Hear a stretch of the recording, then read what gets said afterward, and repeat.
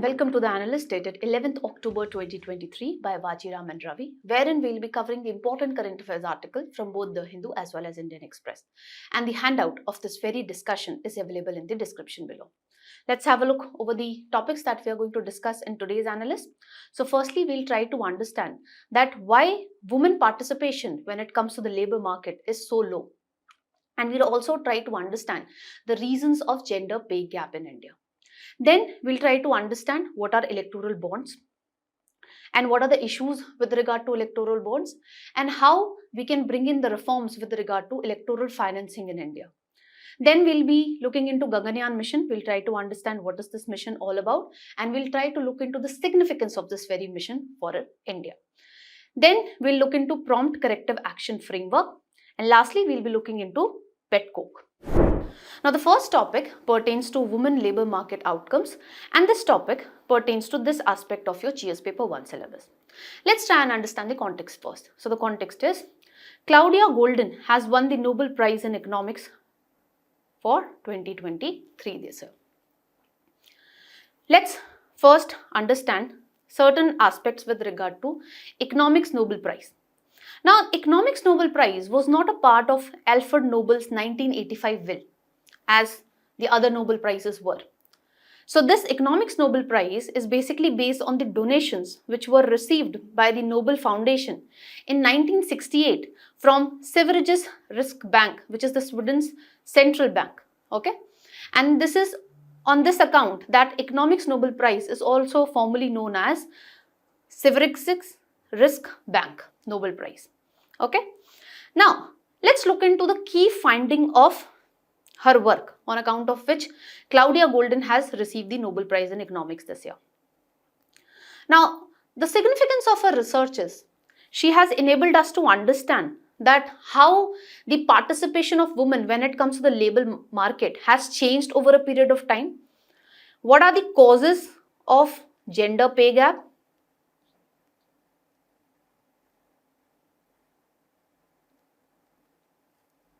Okay. Now, let's look into the findings of her research one by one. She has pointed out that when it comes to the women participation in the labor market, it is U-shaped. Why? Because before industrialization, what she found out based on the data, that women participation was greater in the agriculture as well as in the cottage industries. But with industrialization, what happened is women could not move out of their homes to get the jobs, but men did not face any such restriction when it comes to mobility. And on account of industrialization, we also know that you require certain specific skill set also. So on account of this, the women participation in the labor market went down. But with the emergence of service sector, with the growth of service sector, what we are witnessing is again women participation in the labor market is on a rise. This is first finding. Then she pointed out that as the access to contraceptive pills increased at the end of 1960s, what happened is now women have greater control when it comes to their motherhood. Okay, so this enabled the women to plan their careers, to plan their education, and this enabled the women to enter into new domains apart from the service sector like medicine, like law, economics, etc. Then another finding of her research is women learn from previous generation. Now, if a girl child is seeing that her mother did not went back to the workforce till the time her children grown up, so this is going to impact the participation of this very girl child in the labor market as well. She is going to learn this from her mother that when it comes to the care of newborn babies, it is the responsibility of women. And a woman cannot, again rejoin the workforce until and unless the babies grow. Okay. So this is going to slow down the pace of development.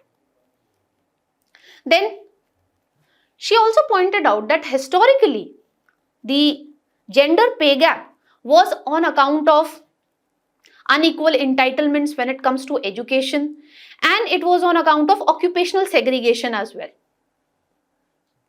Okay. But what we are witnessing right now is, within the same occupation, we are witnessing gender pay gap. And when it comes to India, NASSCOM has pointed out that if you look at the IT sector, women get 29% less pay as compared to men.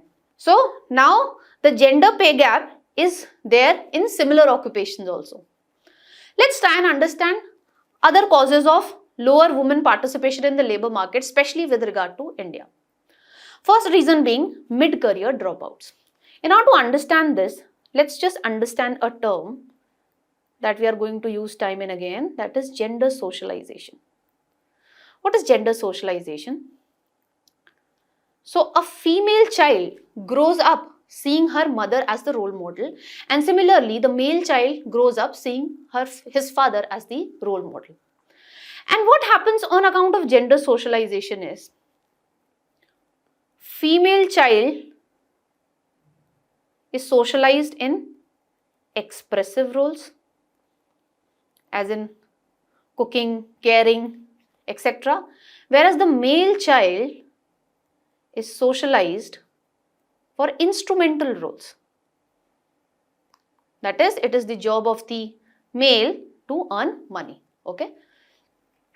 So, on account of gender socialization, what we witness is, women time and again have to go through mid-career dropouts. Why? Because as I told you, from the very childhood, the women are socialized in a manner that when it comes to expressive roles, that is to be performed by women only. So in order to take care of their children until the time they are grown up, women drop out from their career. Then women have to work in double shift. Why? Again on account of gender socialization.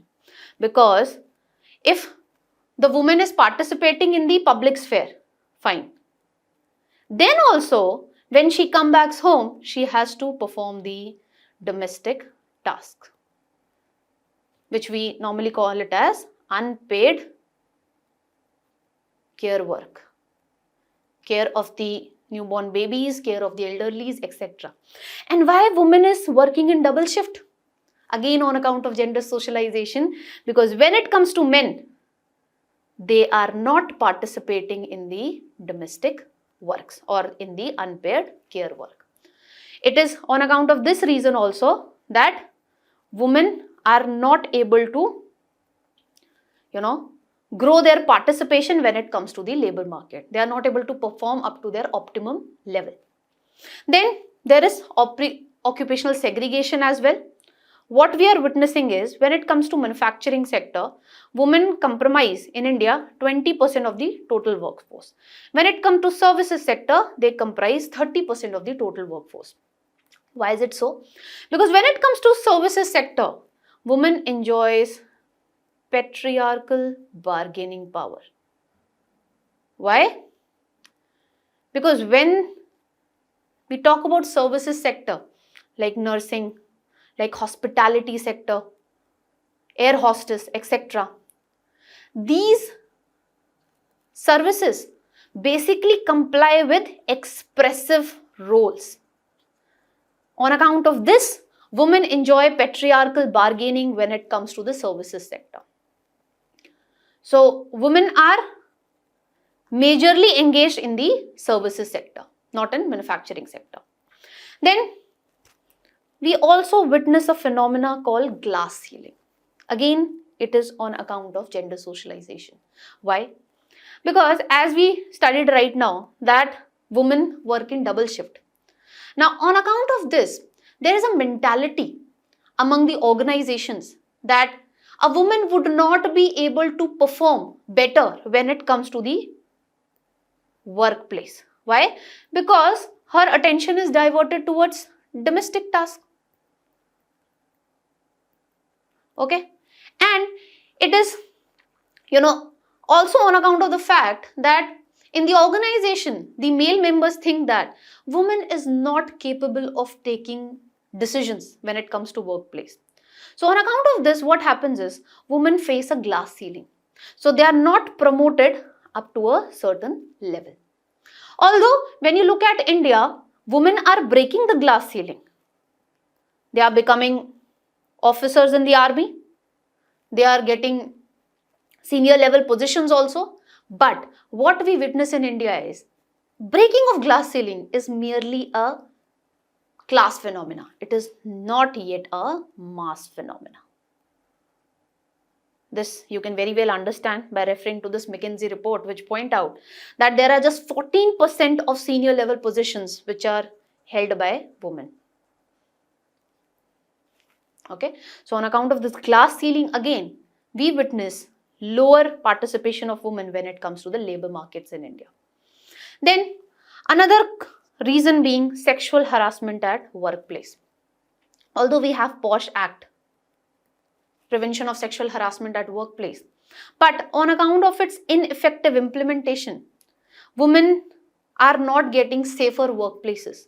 This is another reason that women withdraw from the workplace, or the families do not send their girl child or the female members to the public sphere. Then last reason being informal sector. When we look at women's participation in the labor market, what we found it out that it is in the informal sector that where women are getting majority of the employment opportunities. And when it comes to informal sector, we know that you get lower pay. This is another reason on account of which we witness gender pay gap in India. Okay. Now, although we have discussed the causes of lower women participation when it comes to labor market in India, but when we look at the periodic labor force survey, what it has pointed out that when it comes to the labor force participation of women who are above the age of 15 years, what we have witnessed is there is an increase in that. Previously, it was around 30% in 2019 and 20. It has increased to 32% in 2021-22. Now, why we are witnessing this increment? Let's look into the factors for these. First reason being plastic sexuality. What does this term imply? In order to understand this term, you need to understand that traditionally, one of the major goal of marriage was procreation, okay, or reproduction. But what we are witnessing in the modern society is the sexual orientation of men and women is now no more related to procreation or reproduction. What we call it as plastic sexuality. Traditionally, children were considered to be gift of God. But now what we are witnessing is there is a preference to have lower number of children. So on account of this also we are witnessing plastic sexuality. Another reason being we are shifting from joint family structure to nuclear one, where women enjoy greater say when it comes to their reproductive rights. So on account of this, what is happening is as the women are getting greater say when it comes to their reproductive rights, they now have adequate time to focus upon their education and their careers. Okay, this is one factor. Another factor being increased automation. Now, in homes, you have vacuum cleaners, you have dish washer bars, you have refrigerator. Now, what has happened on account of this increased automation is women are getting adequate time from their domestic works, and now they can devote that time again to education and career. This is another factor which has enhanced women participation in the labor market.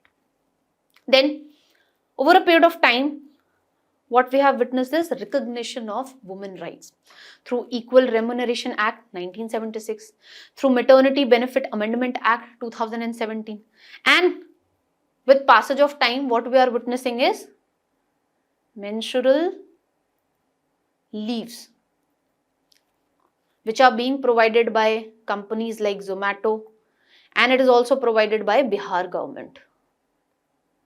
Previously, menstruation was one of the reasons that women's participation in the labor market was low. But as over a period of time, we are recognizing women rights in form of Equal Remuneration Act. We are recognizing that women needs maternity benefit, and we are recognizing this concept of menstrual leave. This has facilitated increased participation of women in the labor market. Then, over a period of time, what we have witnessed is universalization of education. This has played a considerable role when it comes to addressing the unequal entitlements when it comes to education. Because when you look in the middle income families, whenever they face resource crunch, such families always favor son's education as compared to their girl child education. But with universalization of education, what we are witnessing is that women are getting access to educational opportunities. Okay, this in turn is enhancing their employment capability as well. And lastly, there are few positive government measures. For example, MG Narega, wherein 1/3 of the beneficiary needs to be women. This has enhanced women participation when it comes to the MG Narega program. Then the government is also promoting entrepreneurial skills when it comes to women through Mudra Yojana, Stand Up India, etc. This has also facilitated greater participation of the women when it comes to the labor markets. Now, the last thing that we need to understand is what more needs to be done in order to address the issue of lower participation of the women when it comes to labor market. Although we have witnessed an increment in that, but still it is quite low. It is only around 32%. And we are still witnessing gender pay gaps. What needs to be done in this background? So first and foremost, we need to make sure that there is effective enforcement of Equal Remuneration Act, Maternity Benefit Act in letter and spirit, so that such benefits are not denied to women, for example, under the Maternity Benefit Act. Then we need to promote gender diversity at workplace. How we can do this? By making sure that women get on-site job trainings. Because women also face discrimination in this regard, and this severely impacts their growth potential or their promotion potential. Okay, so we can promote gender diversity at workplace by providing or by ensuring that women are provided with on-site job training, which could enhance their future growth prospects. Then we need to move in direction of gender sensitization. Firstly, with regard to parents. So we need to sensitize the parents with regard to education of their girl child, so that the unequal entitlements when it comes to the girl child, especially with regard to higher educations or skill-based education, vocational training could be addressed. Okay. And we also need to sensitize the people at the workplace. How? We can come up with the idea of paternal leaves. Through paternal leave, we can send this message that when it comes to the care work, it is not the sole responsibility of the woman. Men also need to take their due share in this. And lastly, the workplaces could provide flexible work arrangements to the woman, like work from home or a hybrid mode, work from home and coming to office, especially when a woman is going through menstruation and she is going through maternity, so that women do not have to go through mid-career dropouts. Okay, that is all that we have to learn from this very topic. Let's move to the next one. Now, Let's look into the second topic, which pertains to electoral bonds, and this topic relates to this aspect of your GS paper 2 syllabus. Let's try and understand the context. So the context being, Supreme Court has recently fixed October 31st for the final hearing on the pleas which challenge the validity of electoral bond scheme. Now the first thing that we need to understand with regard to this very article is, what are electoral bonds? So electoral bonds are basically interest-free financial instruments through which you can give political funding to the political parties, wherein you are not supposed to reveal your identity. So these are anonymous donations to political parties. Who can purchase it? So citizen of India or anybody which is incorporated in the country is eligible to purchase electoral bonds. When it comes to bond denominations, they can be of 1,000, 10,000 and so on. When it can be bought? So it can be bought 10 days each in January, April, July and October from designated SBI branches. Coming to the lifespan, so the political party needs to redeem these electoral bonds within 15 days of its issuance. Otherwise, the money would be sent to Prime Minister Relief Fund. Which political party is eligible to receive the donations? So a political party which is registered under Section 29A of RPA Act 1951 and a political party which has achieved at least 1% of the votes polled in the last general election to Lok Sabha or to the State Legislative Assembly. When it comes to the other details, so a buyer of electoral bonds need to satisfy the KYC norms, and the buyer would be provided some tax deductions. Similarly, when it comes to political parties, they would also be getting certain tax exemptions provided that they file the returns in the specified manner. Now, let's look into the issues with respect to electoral bonds which have been pointed out in this very case. First issue is anonymous funding. This is something which has been highlighted by Association for Democratic Reforms, and in this regard, RBI has pointed out that through electoral bonds, we are going to encourage money laundering on account of anonymity in the funding. Similarly, Election Commission of India has also pointed out that on account of this electoral bond, what is going to happen is shell companies would be created merely to finance the political parties. So this is one of the major issue when it comes to electoral bonds. Another issue being violation of citizens' right to information under Article 19, because there is no information in the public domain regarding who is donating the money to the political party, to a particular political party, and how much money is being donated, let's say from a particular corporate house to the particular political party. So such information are not there in the public domain. So this is a violation of citizens' right to information under Article 19. Then it has been also pointed out by the critiques that this scheme gives undue advantage to the ruling party. How come? Because it is the SBI from which you are going to purchase the electoral bonds. It is only the SBI from which you can purchase the electoral bonds. Now, since the government would be having access to the data with regard to the donors of a particular political party. Now, this gives undue advantage to the ruling political party because it would be having access to this very data, that which person or which corporate house is providing funding to a particular political party. Let's suppose a particular corporate house A is giving funding to another political party B, which is not the ruling party. Now, since this data is available to the ruling political party, it can victimize this corporate house. This can lead to political victimization.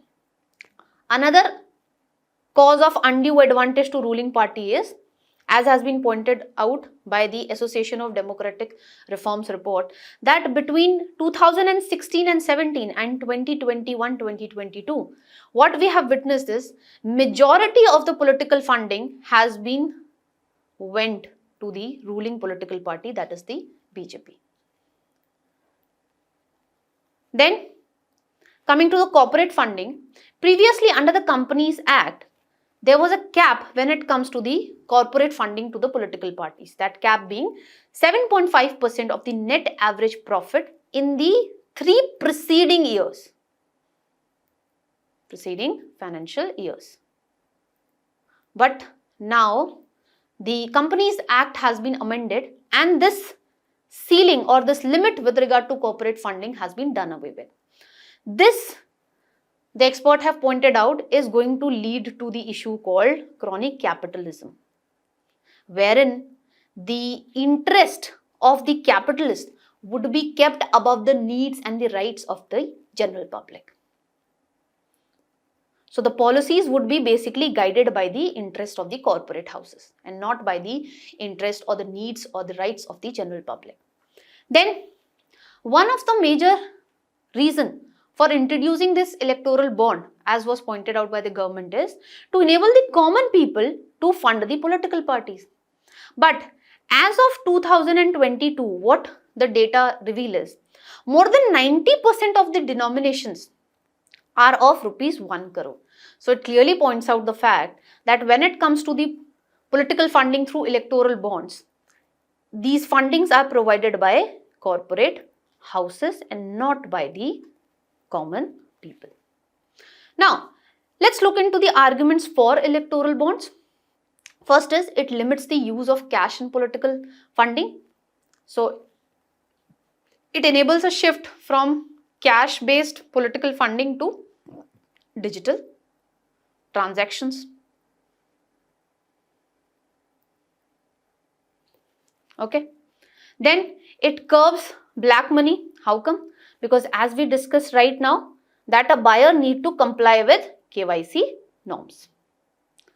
And it also helps in curbing black money because the political party has to give the details with regard to the funding that they have received under this electoral bond scheme to the Election Commission of India. Then it protects the donor from political victimization. Why? On account of anonymity.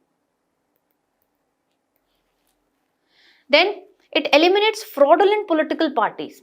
Now, the registered political parties enjoy certain income tax exemptions. And this has led to coming up of different political parties. Recently, the ECI has delisted certain registered unrecognized political party on account of tax evasion and financial irregularities. But when it comes to the electoral bond scheme, what we witness is it helps in eliminating the fraudulent political parties. How come? Because a criteria has been fixed when it comes to the electoral bond scheme. Only those parties are eligible to receive political funding under the scheme who are registered under section 29A of RPA Act 1951 and who have received at least 1% of the total votes polled in the last general election to Lok Sabha or to the state legislative assembly. So it helps in eliminating such fraudulent political parties. Then it enhances transparency. How come? Because the political parties have to give the details with regard to the money that they have received under this electoral bond scheme in their financial statements to the Election Commission of India. So this way it is enhancing transparency. Although this matter is sub judice, let's see what the Supreme Court decides on this electoral bond scheme. But let's just look into certain reforms which have been suggested by different committees and different commissions when it comes to the electoral funding in India. So what are the recommendations? How we can reform this aspect of electoral funding? First recommendation is, let's go for partial state funding, as has been suggested by Indrajit Gupta committee and second ARC report. So under this partial state funding also, the funding would be provided to certain political parties only who have proved their popularity. And in this regard, we can create National Electoral Fund. Then let's curb the cost of campaigning. This was something which was suggested by National Commission to review the working of the Indian Constitution. How we can reduce the cost of campaigning? By reducing the campaigning period itself. Then by preventing a particular candidate from contesting the election for the same office simultaneously from more than one constituency. So at one time, for one particular office, a particular candidate can contest from one constituency only. And it also pointed out that let's go for simultaneous elections. And let's do away with certain tools of campaigning like use of loudspeakers, wall writing, etc., which create public nuisance and which also increase the cost of campaigning. Then disclosure of audit of assets and liabilities of the candidate.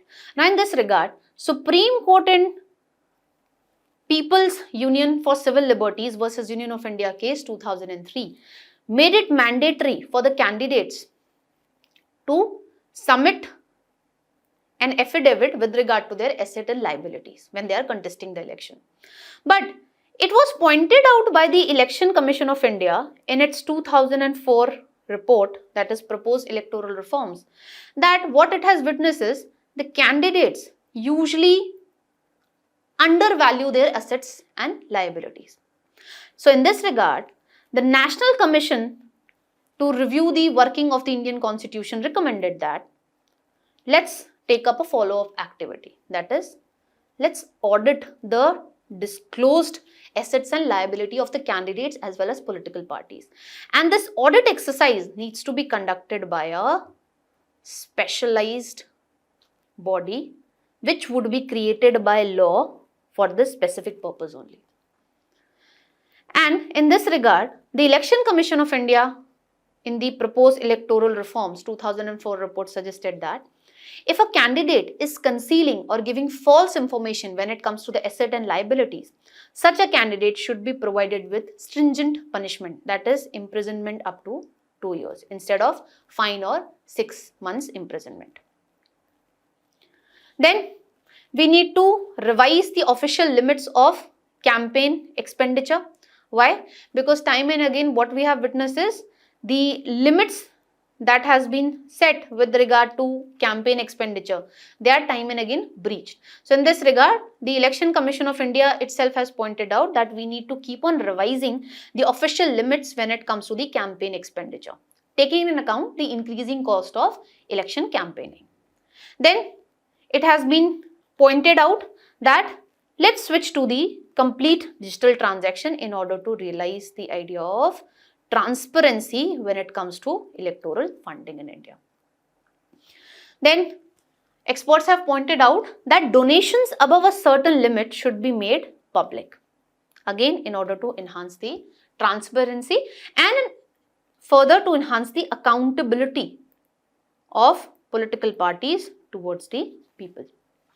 And lastly, we can also ponder over this idea of bringing political parties under the ambit of RTI in order to bring again transparency when it comes to electoral funding. That is all that we have to know with regard to this topic. Let's move to the next one. Now, let's look into the third topic which relates to Gaganyaan Mission. And this topic pertains to this aspect of your GS paper 3 syllabus. Let's try and understand the context. So the context is ISRO will be executing first of multiple test flights ahead of Gaganyaan Mission on 21st October. Now, what all tests we are going to conduct? So, we are going to conduct the crew module test, which would be basically that part of the vehicle where the Indian astronauts would be sitting. So, what we are going to look into this test? We will be launching this crew module to the outer space. We will be ensuring that it safely returns to Bay of Bengal, and we would also be ensuring its recovery from Bay of Bengal, where it would be landing. Another test that we are going to conduct is crew escape module test. So when we'll be sending the crew to the outer space, if any problem arises, then the crew escape model would be getting detached from the module, and it would ensure that the crew safely returns to the earth. Okay. So if these tests are conducted successfully, this would lead to unmanned Gaganyaan mission, which would be having Vyom Mitra, which is a robotic astronaut, and it would ultimately be leading to manned Gaganyaan mission, which is the ultimate objective of Gaganyaan mission. So let's try and understand what is this Gaganyaan mission. So it tries to demonstrate human space flight capability by launching crew of 3 members to an orbit of 400 km, that is lower Earth orbit, for a 3-day mission and bring them back safely to Earth by landing in Indian sea waters.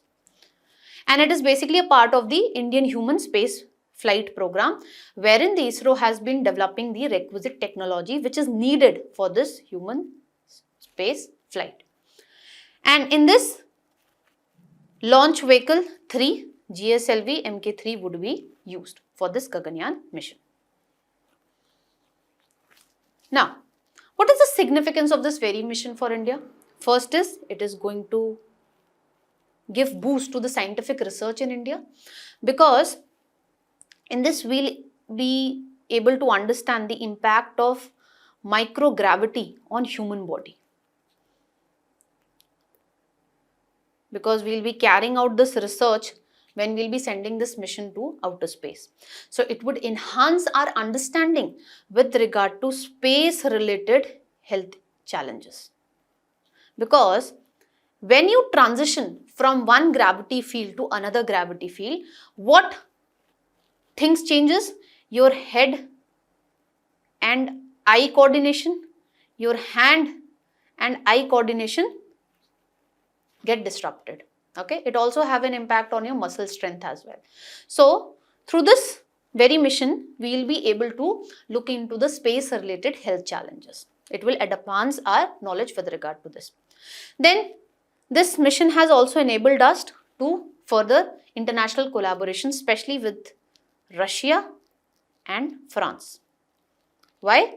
Because from Russia, we are getting space suits for our Indian astronauts, and we are carrying out the training of the Indian astronauts who are being supposed to be sent under this Gaganyaan mission with the help of Russia. So training facility are basically provided by Russia in this regard. When it comes to France, from this we are going to get fireproof carry bags, which would be protecting our equipments from radiations and shocks. Then it would be inspiring the youth to take up STEM, that is science and technology domains, pursue career in the STEM domain, and it would also give boost to the industries. Why? Because around 60% of the equipments would be sourced from Indian private sector. So this would give boost to the Indian industries. When it comes to employment, the ISRO chief has pointed out that it is going to create additional 15,000 employments opportunities. Out of this, 13,000 would be in the private sector, and the ISRO itself will be needing an additional manpower of 900. So it is going to give boost to the employment opportunities as well. And lastly, most importantly, it would be a prestigious moment for India if we successfully launch this Gaganyaan mission, because if we are successful in this Gaganyaan mission, we will become the 4th country across the globe to achieve this endeavor of human space flight. Okay, previously it has been achieved by USSR, that is Russia, US and China. So this would basically make India a key player when it comes to the space explorations. Now, what are the challenges that we need to look into when it comes to the Gaganyaan mission? First is ensuring the reliability of our launch vehicle. Although we have made the requisite modifications when it comes to GSLV Mark III, but we need to ensure 98% reliability. That is only 2 failures out of 100 launches. That is a great challenge. Then we also need to ensure the reliability of our escape system in order to ensure the safety of the crew. When it comes to astronaut training, India do not have requisite training facility. That is why we are collaborating with Russia in this regard. But just imagine a scenario. Out of the 4 astronauts which are being trained in the Russian training facility, it is zero gravity, under zero gravity conditions. If some of them are not eligible to be sent under this Gaganyaan mission, then how we are going to ensure the astronaut training? And going further, because this is not going to be a one-time exercise, India would be further coming up with crewed missions, okay, to outer space. For that, we need to come up with requisite astronaut training facility, that is training the astronauts with regard to zero gravity situations. Because under zero gravity situation, what happens? There is an impact on your muscle strength, then your head-eye movement, hand-eye coordination gets disrupted. Then astronaut might witness medical issues, again on account of microgravity, and they also might develop behavioral challenges like depression, fatigue, sleep disorders, etc. on account of isolation during this Gaganyaan mission. And when it comes to the astronauts, we also need to make sure that we create Earth-like atmosphere in the Gaganyaan mission in order to ensure the safety of the astronauts. Then another challenge is threat from space debris. What are space debris? So these are basically the space junk, which could be man-made also, and it could be natural also. Natural like meteorites, man-made like the missions which have completed their lifetime and they are still in the space, okay, various space junks. So space debris are there in the lower Earth orbit.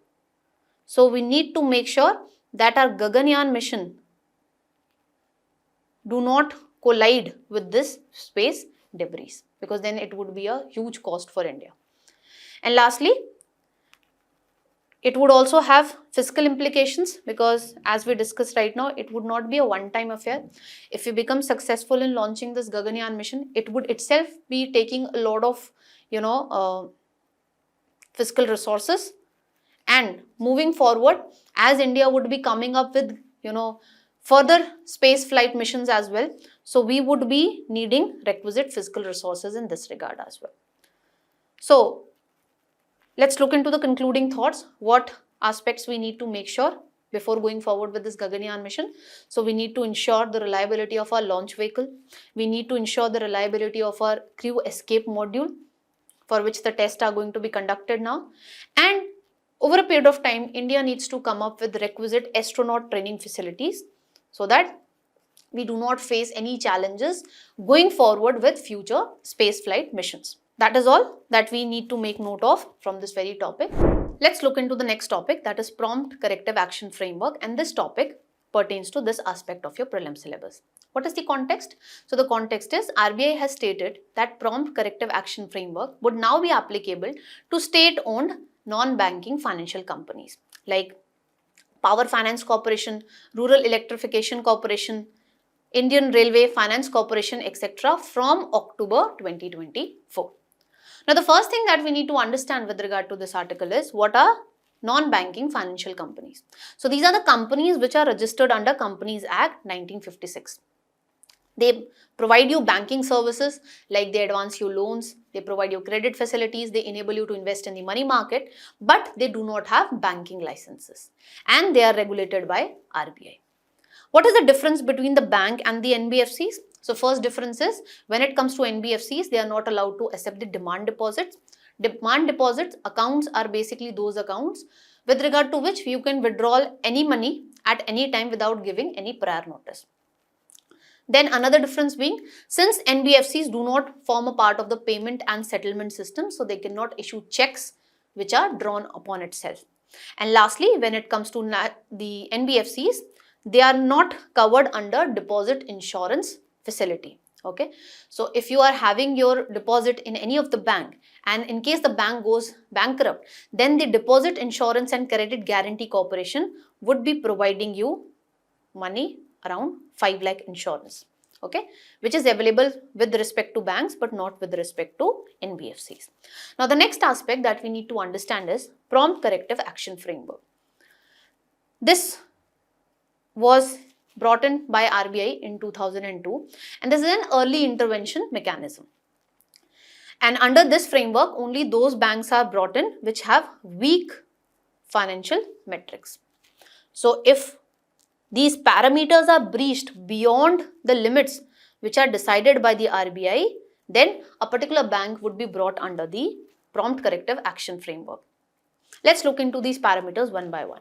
First being capital to risk weighted asset ratio. So in this, what we assess is, we look into the capital which is available with the bank expressed as a percentage to the risk weighted credit exposure of that particular bank. So we look into this aspect, that whether the bank would be able to withstand the losses or not. Then we have non-performing assets. So it basically refers to any loan or advance wherein the interest payment or the principal amount is overdue for more than 90 days. Then return on asset basically refers to the profitability aspect, that what amount of profit a bank is basically getting on its assets. And lastly, tier 1 leverage ratio. So it is basically the ratio of bank's core capital to the total assets of the bank. So when it comes to the core capital, it basically refers to the tier 1 capital which can be liquidated easily. So through this tier 1 leverage ratio, what do we actually check? That if that particular bank witnesses financial stress in the short term, whether it would be able to withstand that financial stress or not. So if these parameters are breached beyond a particular limit which is decided by RBI, then a particular bank could be brought under the prompt corrective action framework. When a bank is brought under this PCA framework, certain restrictions are placed on that particular bank.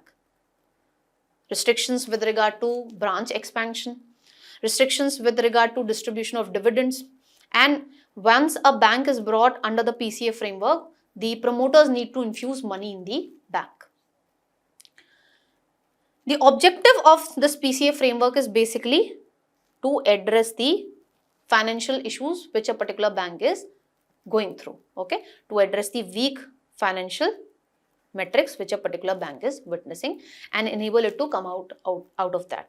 And what are the conditions for withdrawal of the restrictions? So if for 4 consecutive quarterly assessment, if none of these parameters are breached, then a particular bank would be brought out from this PCA framework by the RBI.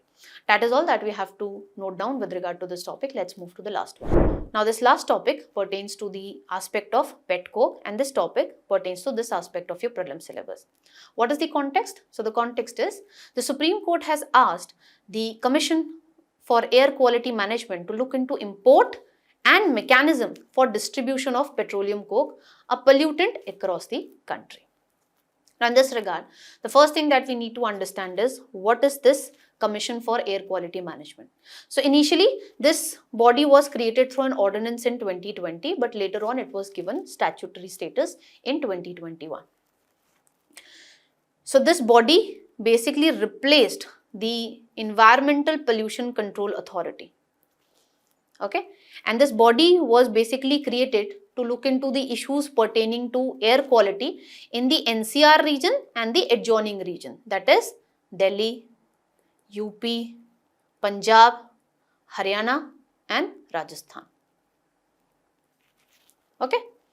When we talk about the composition of this very body, so the chairman would be a government official who will be having a status of secretary or chief secretary, and the chairman would be having a term of 3 years, or he'll continue to remain in office until unless he attains the age of 70 years.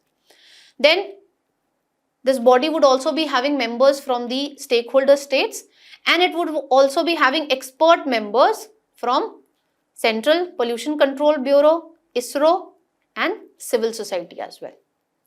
When it comes to the powers and functions, so it can issue direction to the respective state governments when it comes to the issues which pertains to air quality management. It can also lay down the parameters pertaining to how we are going to manage the air quality in NCR and the adjoining region. It can also look into the violations or the complaints with regard to improving and with regard to deterioration of air quality in NCR and adjoining regions. Last aspect that we need to note down with regard to this topic is, what is this pet coke? So pet coke is basically a polluting form of carbon. That is the reason it has been banned in various countries. And when it comes to India, we basically import it from Venezuela. And it is bottom of the barrel fuel. Why? Because it is basically a waste residue that you obtain after oil refining. Okay. And this is used as a fuel like coal. What are the applications of it? So the application is, it is used in power houses, it is used in cement industry, steel industry, textile industry, etc. What are the implications on account of which the Supreme Court has asked this Commission for Air Quality Management to look into the import and distribution of pet coke is, it has health implications because it is a source of fine dust. So it can lead to respiratory issues, and it also have an impact on environment. Why? Because when you use pet coke as a fuel, it leads to release of harmful gases like carbon dioxide, nitrous oxide, mercury, arsenic, etc. So it has an impact on environment as well. That is all that we have to note down from today's analyst. Thank you for listening to this very discussion, and all the very best for your preparation.